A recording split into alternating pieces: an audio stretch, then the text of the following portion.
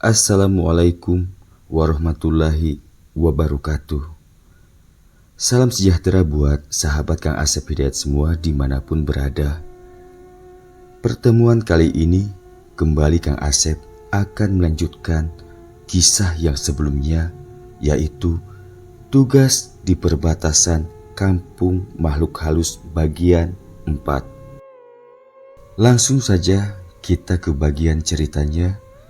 Namun seperti biasa, yuk kita membaca Bismillahirrohmanirrohim. Inilah selengkapnya. Hatiku sangat sedih dan tak tega meninggalkan ibu mertuaku yang biasa kami memanggilnya dengan sebutan Mama. Beliau sangat mengkhawatirkanku. Namun bagaimana lagi, yang namanya hidup, ya memang demikian. Ada pertemuan, pasti ada perpisahan, walau hanya sementara.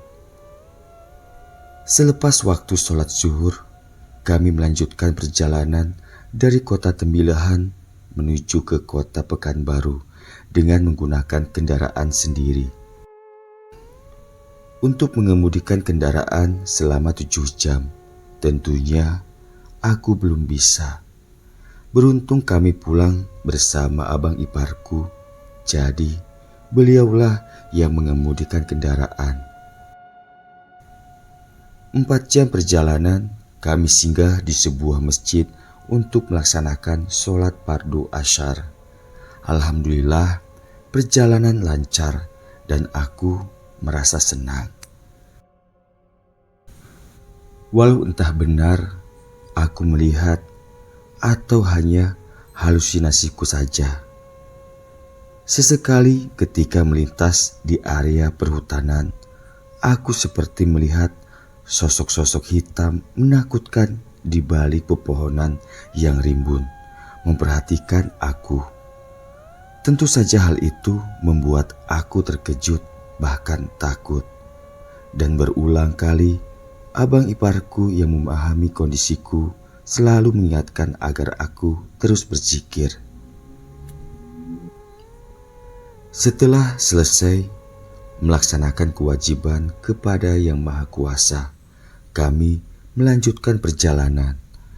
Hingga tak terasa waktu menjelang maghrib. Kembali kami berhenti di sebuah masjid untuk melaksanakan sholat fardu maghrib. Dan setelahnya kami makan malam di rumah makan yang tak jauh dari masjid. Kami semua makan malam dengan berbagai macam pilihan menunya. Namun aku belum bisa makan. Semua terasa pahit di lidah. Mungkin karena aku masih sakit.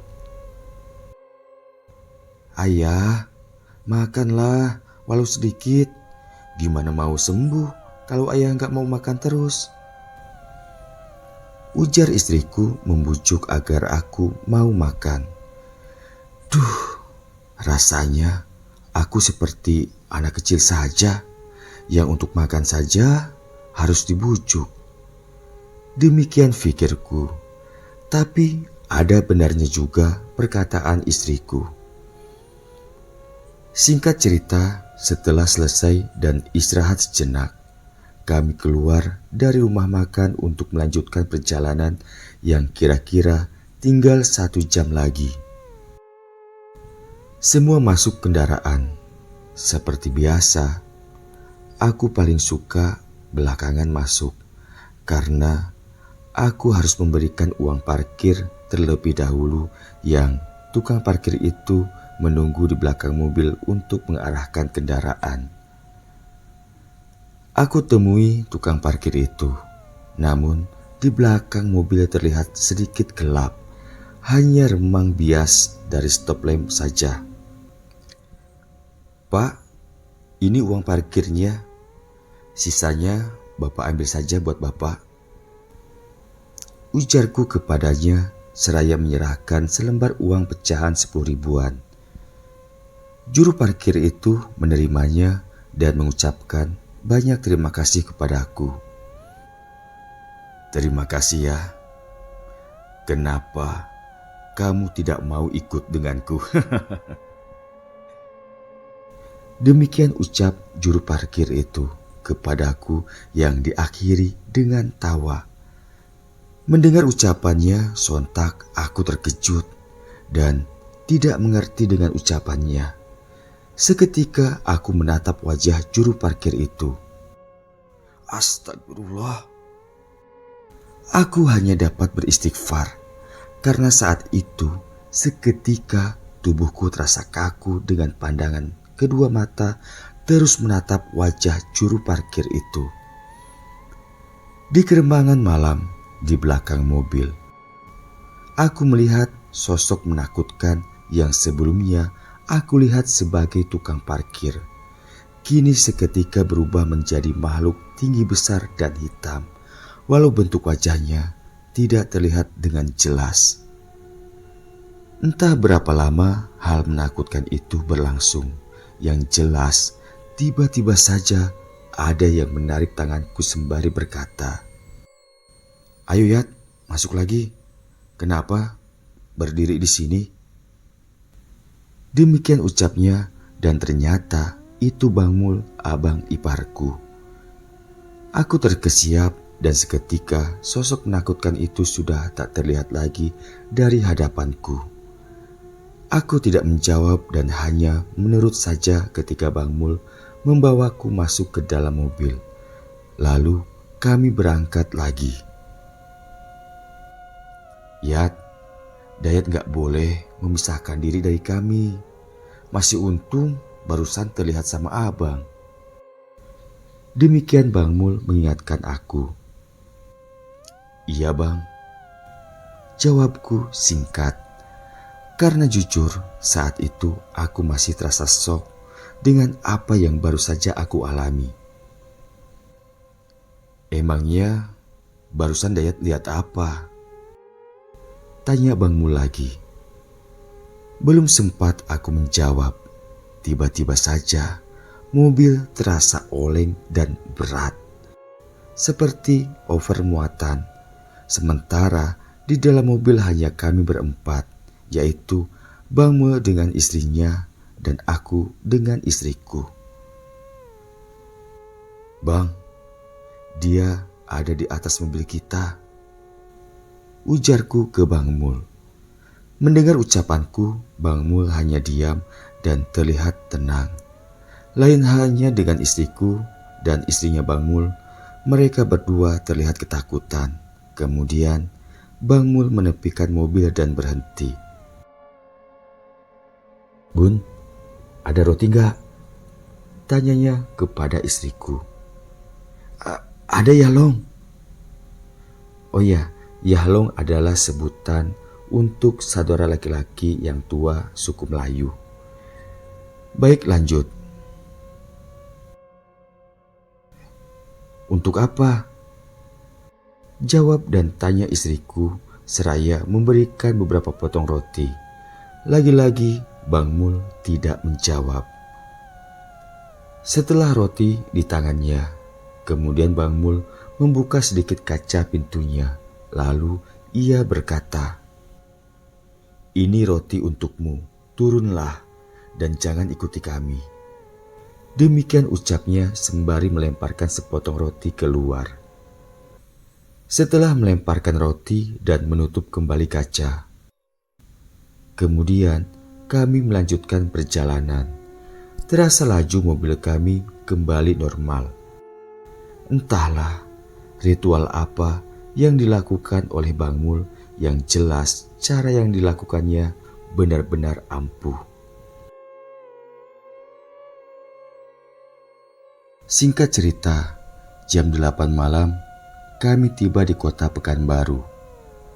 Namun setibanya di area perumahan, kami singgah di sebuah warung angkringan. Kami minum teh hangat dan makan makanan ringan. Sambil menunggu pesanan datang, kami mengobrol. Dayat kenapa waktu di depan rumah makan tadi? Tanya Bang Mul kepadaku. mengulang pertanyaan yang belum sempat aku jawab. Singkat cerita, aku menceritakan semua apa yang aku alami. Mendengar ceritaku, Bang Mul hanya manggut-manggut saja, sementara istriku terlihat khawatir. Terus maksud abang buang roti keluar tadi itu apa bang? Tanyaku kepada Bang Mul. Sejenak Bang Mul hanya diam, sembari menghisap rokoknya, lalu ia berkata, "Itu petuah orang tua dulu Yat. Harus seperti itu Yat, kalau mendapat gangguan ketika di perjalanan." Jawabnya pelan. Mendengar jawaban dari Bang Mul, kini aku yang manggut-manggut mengerti dan menambah ilmu bagiku. Kira-kira 1 jam kami duduk nongkrong. Kami pun kembali naik mobil dan langsung menuju ke rumah. Setibanya di depan rumah, terlihat halaman rumah begitu kotor. Dedaunan kering berserakan serta rumput mulai semak. Maklumlah, 10 hari lebih rumah ditinggalkan kosong begitu saja. Luar biasa, terasa sangat lelah setelah melakukan perjalanan selama 8 jam. Ketika pintu rumah dibuka oleh istriku, kembali kami merasakan hal aneh dari dalam rumah. Tercium aroma busuk sangat menyengat seperti bau bangkai. Astagfirullah, kami beristighfar.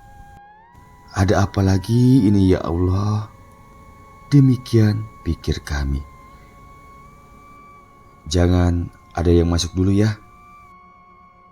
Bang Mul melarang kami untuk masuk. Lalu dengan perlahan Bang Mul masuk sendiri ke dalam rumah lebih dulu. Ia terus melangkah mendekati dinding di mana saklar lampu berada. Ceklek, lampu dinyalakan. Seketika di dalam ruang menjadi terang benderang. Aku yang saat itu berdiri di depan pintu menghadap ke dalam rumah, sempat melihat sesuatu yang jelas itu bukan manusia. Kelebatan hitam menuju ke arah dapur. Lagi-lagi aku hanya beristighfar. Namun kali ini aku hanya di dalam hati, karena aku tidak mau membuat keluargaku jadi takut. Terlihat Bang Mul melangkah masuk ke dapur. Tak lama berselang, ia kembali dengan membawa kotak tempat garam dapur. Sembari melangkah, ia mendaburkan garam ke sekeliling rumah bagian dalam.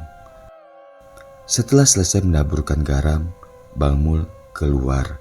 Lalu ia berkata dengan pelan, "Tunggu sebentar ya, biar mereka keluar dulu." Demikian ucapnya kepada kami. Kira-kira 10 menit, Bang Mul baru memperbolehkan kami semua untuk masuk ke dalam rumah. Begitu masuk ke dalam rumah, aroma bau bangkai terasa semakin menyeruak, seakan memenuhi semua ruangan rumah. Bau busuk itu sungguh membuat perutku terasa mual. Ayah masuk ke dalam kamar saja ya, langsung istirahat. Biar kami yang beberes dulu sekalian mengecek yang bau ini. Ujar istriku menyuruh agar aku masuk ke dalam kamar saja. Aku menurut saja karena memang aku sangat lelah. Di dalam kamar, alhamdulillah tidak tercium bau bangkai. Hanya tercium sedikit apek saja, ciri khas rumah lama yang dikosongkan.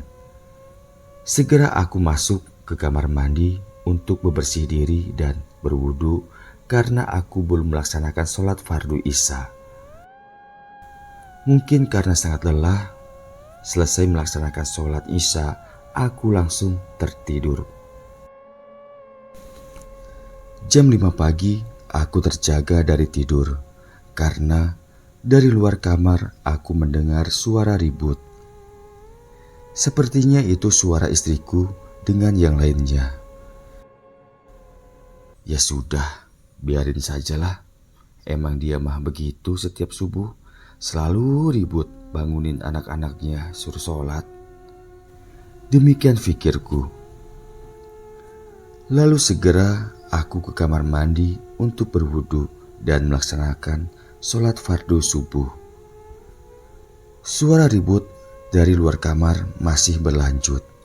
Penasaran, setelah melaksanakan sholat aku keluar dari dalam kamar untuk mencari tahu apa yang tengah terjadi.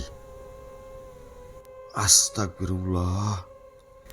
Nyaris tubuhku tak dapat aku gerakan karena setelah melihat apa yang terjadi di dalam ruang keluarga. Bersambung. Bagaimana kisah selanjutnya? Ikuti kisahnya di bagian 5. Kang Asep haturkan banyak terima kasih dan wassalamualaikum warahmatullahi wabarakatuh.